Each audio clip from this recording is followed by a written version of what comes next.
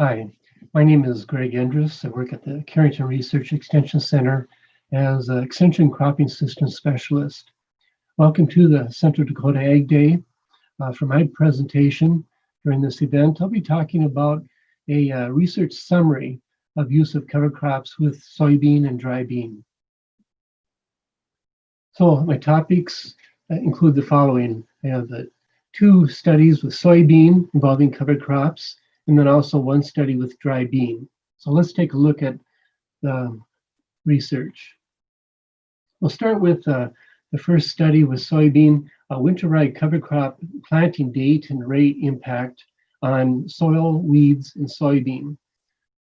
Currently, we're in the second year of conducting the study, and it will be continued for future years. The objective of the study is to determine very simply what is an appropriate fall planting date and rate for rye based on a person's cover crop goals. It seems most everyone would like to have ground cover during the fall and winter to reduce soil erosion. Another goal might be managing soil moisture. Certainly another one would be weed suppression, and there's probably many more. So with this study, we're looking at soil moisture and ground cover, as well as weed suppression, and then finally the impact on soybean. So this is a compilation of the data from the first 2 years of the study. Note the planting dates, the first date as well as the last date, and then the planting rates that we use, simply 25, 50, and 75 pounds per acre. And then this is an average over the 2 years of the study of the plant density of rye that was established.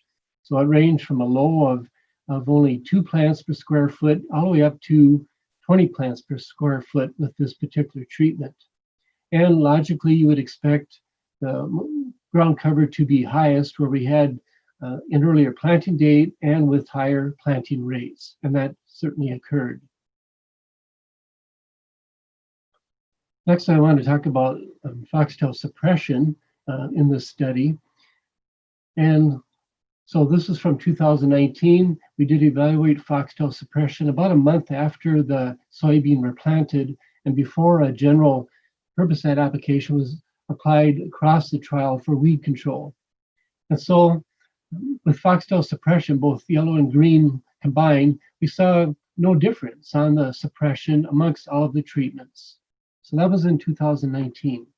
In 2020, this past season, I was able to evaluate both foxtail and kochia control, and this was done just prior to the application of glyphosate to terminate the rye, and also that same day, on May 29th, was the day of soybean planting. So the evaluation was done just 1 day prior to this. And note that we saw certainly better foxtail suppression and actually some kochia control with the earlier fall planting date for the rye, and as the planting rates increased, with the best control of both kochia and foxtail somewhere in that 50 to 75 pound planting rate range. And then this slide will show the 2-year average impact on soybean, and ultimately the soybean plant development, as well as canopy closure and seed yield, was similar amongst the various treatments. And notice that the seed yield was very good, ranging from about 45 bushel up to just under 50 bushel per acre. So we got very good yield with the rye, and no impact based on the treatments, which we were expecting. Okay, let's move on to the second study with soybean and cover crops. And this study was conducted to look at the response of fall established cover crops and their tolerance to previously applied soybean herbicides that have soil residual. And so the basic question that we're trying to answer here is, can cool season cover crops be successfully established in early fall after 2 to 4 months when soybean herbicides were applied and the herbicides having a soil residual? So this is a look at the site years of the study. The work was conducted at Fargo and Carrington during the years from 2016 through the current year in 2020. In 2016 at Fargo, there was a preliminary work that was done as shown, and then our formal study started in 2018 at Fargo and Carrington, and the study was supported by the North Dakota Soybean Council. So the soybeans that were used in the study are bolded. This would be our core group of herbicides, both soil applied as well as post applied. And then the cover crops as a core group are also bolded, and they include barley, winter rye, field pea, flax, radish, and turnip. We're still evaluating the data, but this would be a preliminary look at the results. And this again would be results from 6 site years. And all of the herbicides did cause some level of injury to the cover crops. And the treatments that are in the red box would be indicating where we have fairly high injury levels, something greater than 20% on up to 100%. So, but in summary, the cover crop response was quite low with the cover crops of winter rye, barley, and field pea. So essentially some very good herbicide tolerance. But those cover crops that had the highest amount of injury included radish and turnip. And so after the data is scrutinized, we will be producing a table that'll be published in the 2021 North Dakota Weed Control Guide. It should be an easy reference for you as you make plans for your weed control in soybean, and if you follow with cover crops, which cover crops would be most tolerant. Now let's talk about the third and final study. This is with Pinto bean and looks at using winter rye ahead of the Pinto bean production. And so far we have 4 site years of data. Some basic questions we're trying to answer are, what is the Pinto bean yield with this strategy? What's the best rye termination timing? And finally, what kind of weed control can we expect with the winter rye ahead of the Pinto bean? So this is the Pinto bean yield from this current year, 2020's research. And so I want to show you the different treatments that were used and the resulting yield as a preliminary look before we go on to multi-year data. So the treatments were designed based on their timing of glyphosate application to kill the rye. So treatment number 1 is where the fall tillage was used, and then followed by glyphosate and a pre-emergence herbicide for weed control, including killing any volunteer rye plants. So the treatments 2 through 6 are the actual treatments that we're exploring. The treatments 2 and 3 were where the glyphosate was applied to terminate the rye over a month before the dry beans were planted. And in this year, the Pinto beans were planted on June 4th. Treatment 3 also included a pre-emergence herbicide. And we included that to see what the difference would be on weed control with treatment 2 with only glyphosate versus with treatment number 3. Other treatments included killing the rye about 3 weeks before the dry bean were planted.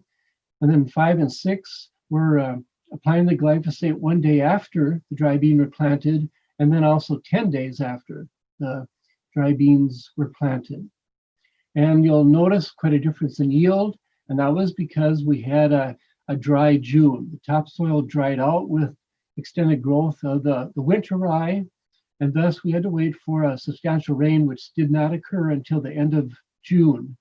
Ultimately, we had an adequate stand established of the Pinto bean, but it was established late. And the beans in these 2 treatments were killed before they reached maturity due to the early September frost that we had.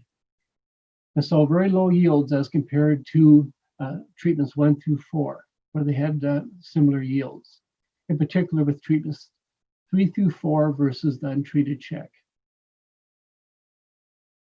So in this slide, I just want to emphasize that through all 4 years of the trial so far, we've experienced dry periods during dry bean planting and establishment. That had quite an impact on the ultimate development and yield of the dry bean. So this slide shows an average of 3 site years of yield with our predominant treatments. And so note that when we waited to terminate the rye until near planting time, because of the dry weather and the use of the rye of the topsoil moisture that was not available for establishing the dry bean, our subsequent yields averaged quite a bit less compared to early termination of the rye with glyphosate. This is a look at this current season's weed control with this strategy. And the yellow bars are for green and yellow foxtail. The gray bar is for control of common lamb's quarter.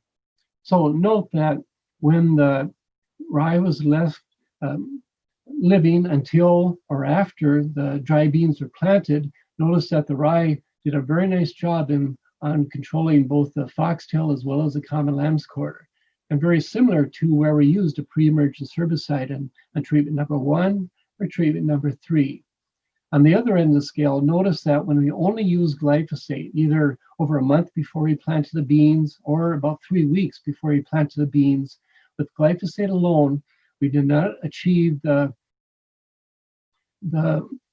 weed control as compared to allowing the rye to remain to suppress the weeds further into the season. And this slide shows the compilation of 3 years of data with foxtail control. And note that the data shows very adequate foxtail control when the rye was allowed to live until around planting time. And it was actually at least trended to be higher compared to the other treatments that are shown, the untreated check, or where we use glyphosate only for killing the rye about a month before planting, or glyphosate plus a pre-emergence herbicide. So to summarize, going back to the soybean, with the winter rye cover crop planting dates and rates, the preliminary data would indicate that with ground cover, the first date of planting the rye in the fall with the higher planting rates provided some increased ground cover when we had plants that were more than 500,000 per acre density. With weed control, the treatments had no impact, or the foxtail control was similar amongst treatments in 2019. This past year with foxtail and kochia, the first planting date of the rye, along with higher rates, provided the best suppression or control. And that was where we had densities of at least 800,000 plants of rye per acre. And then soybean plant development and seed yield was similar amongst the treatments in both years of the study.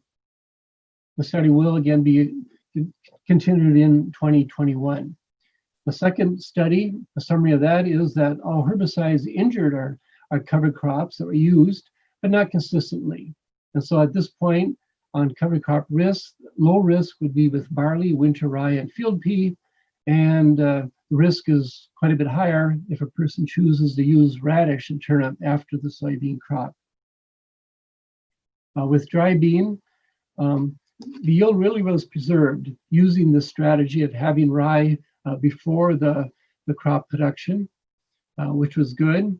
And then because of the dry springs that we experienced in all 4 years of the study, it was best to terminate the rye at least 2 to 3 weeks before planting the dry beans.